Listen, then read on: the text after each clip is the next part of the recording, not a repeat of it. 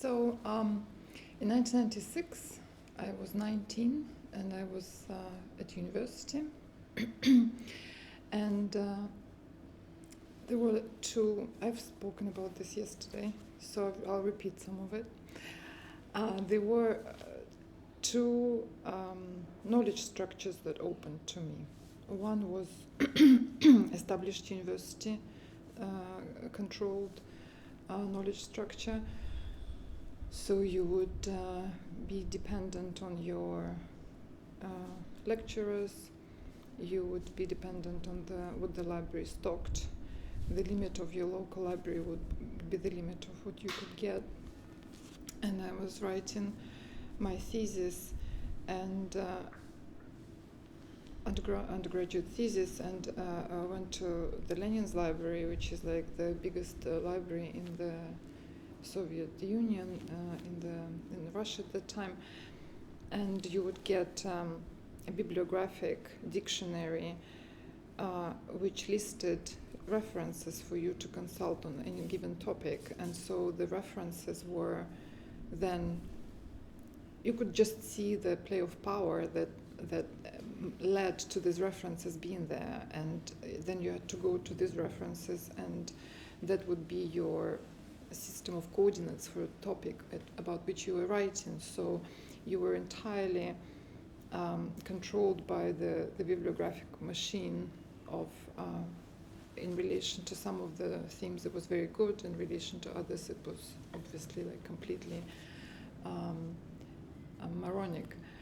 At the same time, so this was one system that in which I was supposed to kind of complete my undergrad degree, and then at the same time I got a job, and people with my background in literature linguistics often went into journalism and writing as their first thing, and I got a job where a mate of mine kind of advocated for me, and it was a bit random, and it was a computer magazine, and like a glossy magazine like PC World or something.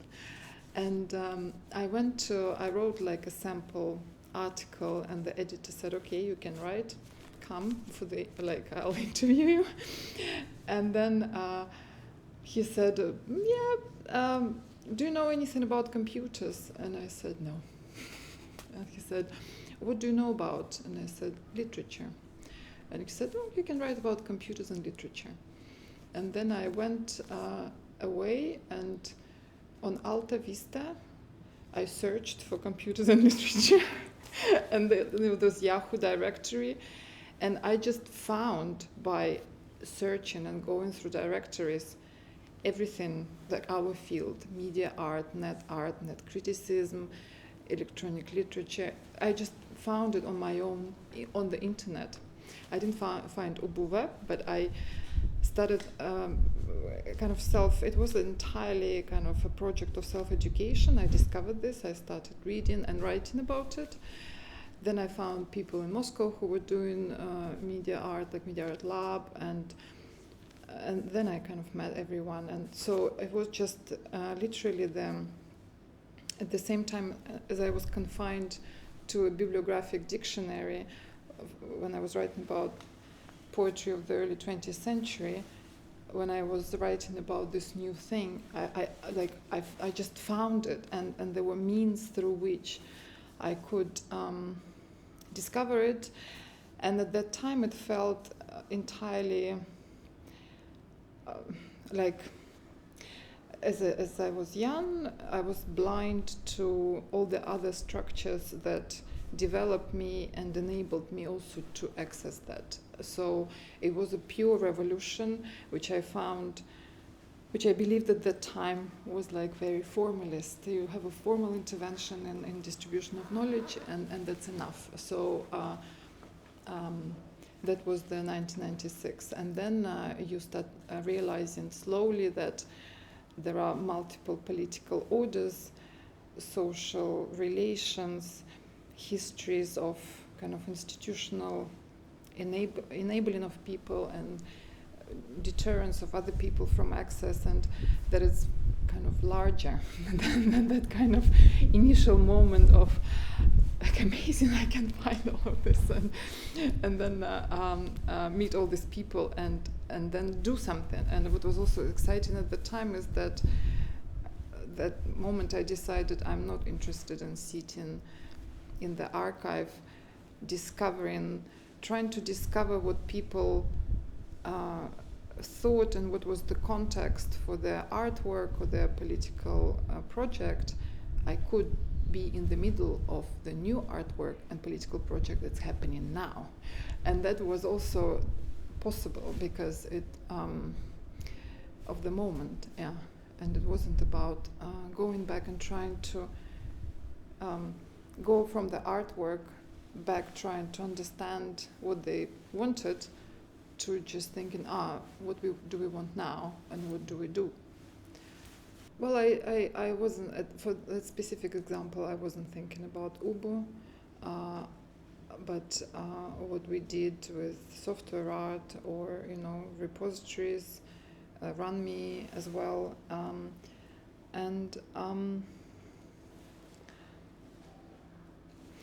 I think what became clear quite quickly within like 10 years of 1996, is that first of all that it's not a process that is just self-organizing natural emergent force that just happens, that there are always specific individuals who produce interventions and create networks that do things, that it's not like some semi-autonomous natural automaton that generates this change and these structures of access or forms through which you can generate knowledge. Is that there's always a lot of work, there's always specific people, and also that these are institutional forms, whether you want it or not, they're new, and then they have their own politics, and sometimes this politics might not be so good, or like might have its limits, and then for the survival of these institutions or for new institutions, for their development, you need also to think of larger other forms of organization and other institutions. So as it's like a very personal story, I began with like the personal anecdotes. Then I also had a kid quite young, and it was also, so for me the institution is also something that, like you, Tommy, said, is different to different people, or is supposed to be. So some of the some of the practices that I was involved in also meant that you needed to be free of care and duties. And it was about like meeting people in the evening in the bar. And if you couldn't do that, and I couldn't do it since I had a kid, you were out. Like you were out, and this was close to you. So to me, this history is like once of like this opening, and then it also could completely close on you, despite the fact that, so it kind of mixed, I guess, from the beginning, the digital, but it wasn't really disembodied because it was also very physical, and it was about talking to people as well once you met them, and to me part of it was also about this feeling of being excluded. They couldn't access. So first I could access, and then I couldn't access, and that's why I became an academic, because the university was an institution that said no, women with babies can do the also have an intellectual life in the daytime, So, and then it becomes so then when I'm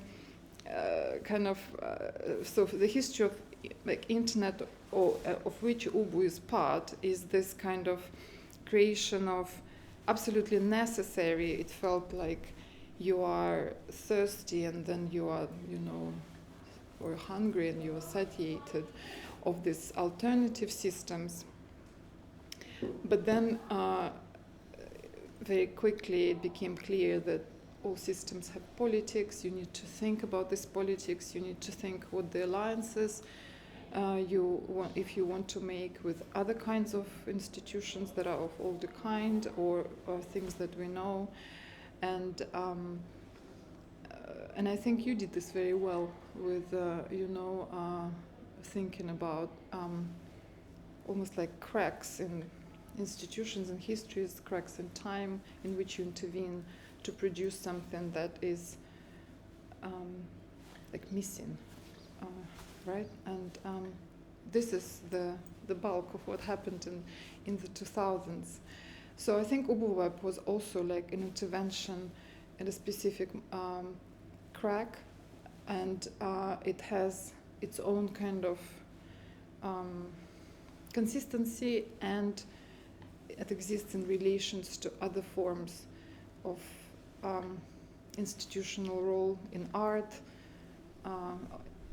institutions of knowledge. It's not like pure autonomous thing kind of floating in the world, providing access to pure art. And it's also somehow, for me, related to growing up and growing older, that what appeared in the 90s a function of the medium, or very material, like create a platform, or before what we know now as platforms, create a network, copy things, produce things, filter things, that was like almost like a formalist gesture, and you could think about it in relation to like Soviet formalists or constructivists, or there was a lot of, to me, I was fascinated with the kind of the affordance of this new material, and felt like it's all about that. And then it became clear that there is parts of much bigger tendencies and much bigger political projects and different scales that operate very differently, and the material affordance is just one amongst many factors. And the older I become, the more I feel you have to step back and more back and kind of see these huge formations and intervene in them as this multi-layered kind of systemic unfolding kind of force fields, and sometimes a small gesture or technical intervention could do a lot, and sometimes you need to mobilize something else, like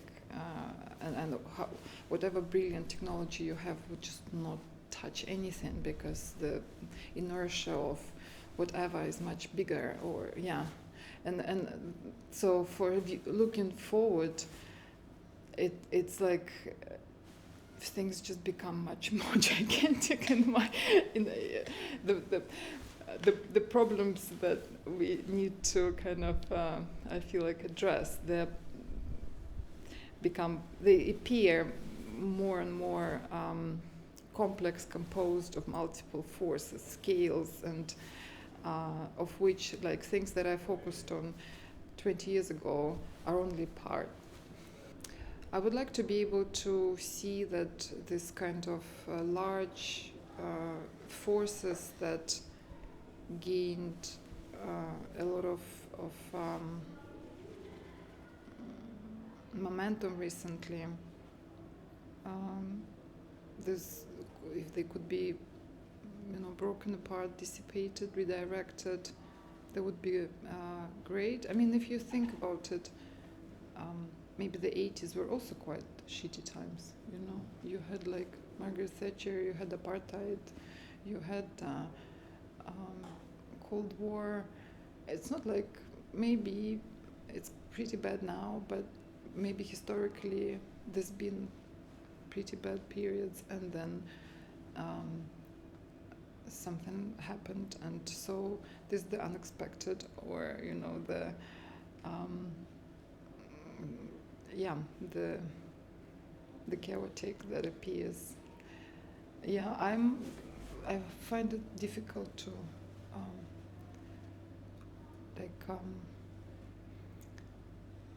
do futurist optimistic projection.